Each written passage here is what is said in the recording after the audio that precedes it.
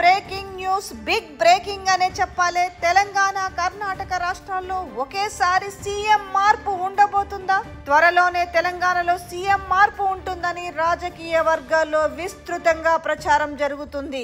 అందుకే మీనాక్షి నటరాజన్ను అనూహ్యంగా రంగంలోకి దింపారని సమాచారం. అటు కేబినెట్ విస్తరణతో పాటు ఎమ్మెల్సీ అభ్యర్థుల ఎంపిక విషయంలోనూ రేవంత్ రెడ్డి సిఫార్సులను కనీసం లెక్కల్లో కూడా తీసుకొని కాంగ్రెస్ అధిష్టానం సైలెంట్ గా రేవంత్ ను పక్కకు నెట్టేసి మరొకరిని సీఎం చేయాలని ప్రణాళికలు జరుగుతున్నట్టుగా సమాచారం. మరొక వైపు కర్ణాటకలోను డీకే శివకుమార్ సీఎం పీఠం దక్కే ఛాన్స్ ఉందని, సిద్ధరామయ్యను త్వరలోనే సీట్ నుంచి తప్పించనున్నారని జోరుగా వార్తలు జరుగుతున్నా నేపథ్యం కనిపిస్తుంది. కాంగ్రెస్ కు మిగిలిందే మూడు రాష్ట్రాలు. ఈ 3 రాష్ట్రాల్లో కనుక ఇక్కడ చూస్తే కర్ణాటకలోనూ పరిస్థితులు చూస్తున్నాము. ఇటు తెలంగాణలో కూడా అన్ని వర్గాల ప్రజల నుంచి అసంతృప్తి వ్యక్తమవుతున్న నేపథ్యంలో అసలు కాంగ్రెస్ ప్రభుత్వం ఉంటుందా కూలుతుందా అన్న చర్చల నేపథ్యంలో ఈ ప్రభుత్వాన్ని కాపాడుకోవాలంటే ఖచ్చితంగా రేవంత్ రెడ్డిని సీట్ నుంచి తప్పించాలనే ఆలోచనలే ఎక్కువగా హైకమాండ్ లో ఉన్నట్టు కనిపిస్తుంది.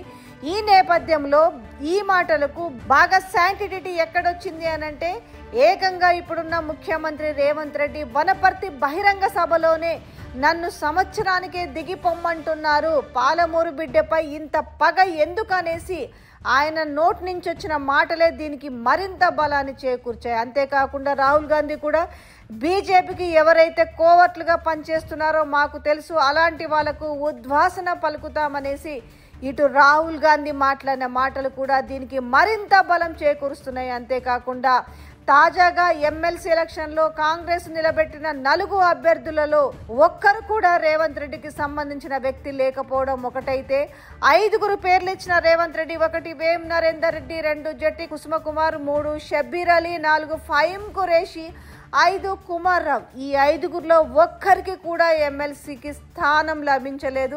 ఈ 4 పక్కన పెట్టిన కనీసం వేం నరేందర్ రెడ్డికైనా మీరు ఇవ్వండి అని ప్రాధేయపడినప్పటికి కూడా అసలు నువ్వు ఢిల్లీకే రావద్దని చివాట్లు పెట్టిన వైనం కనిపిస్తుంది. కనీసం వేం నరేందర్ రెడ్డి కూడా ఆయన ఎమ్మెల్సీ సీట్ ఇప్పించుకోలేని పరిస్థితులు కనిపిస్తున్న నేపథ్యంలో ఇక రేవంత్ రెడ్డి తోక ఆల్రెడీ కట్ చేశారు, కోరలు పీకేశారు. కేవలం ఇప్పుడు ఆయన నామమాత్రం సీఎమే.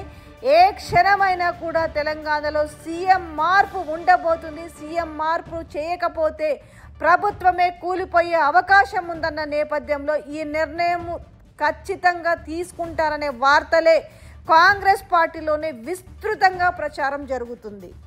మరో